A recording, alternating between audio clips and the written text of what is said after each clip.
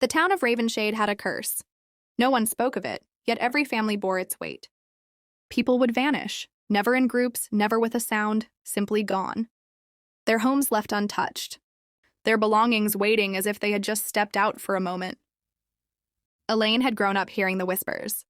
The lost souls wander the town at night. The wind carries their voices. If you listen too closely, they will take you too. But she never believed them, until the night her brother disappeared. He had gone to fetch water from the well and never returned.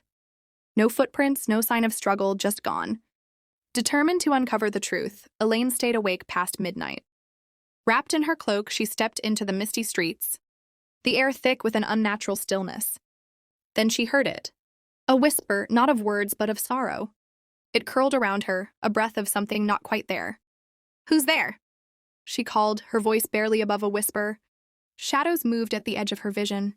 Shapes that were not men, yet once had been. Faces blurred by time, eyes hollow and pleading. The lost souls. They did not speak, but she understood. They were trapped, forgotten, unable to move beyond the veil of this cursed town. And her brother, he was among them. Tears burned in her eyes as she stepped forward. "How do I save you?" A cold wind swept through the streets, carrying a single word in its grasp. "Remember," Elaine gasped. The town had erased them, pretended they never existed. Let their names fade from memory. That was the curse. With renewed determination, she ran to the old bell tower and rang it. The first sound of defiance against the silence in years. She shouted their names into the night, refusing to let them be forgotten. And then, one by one, the shadows faded. The lost souls finally remembered, finally set free. The next morning, as the sun rose over Ravenshade, the curse was broken. The town would remember.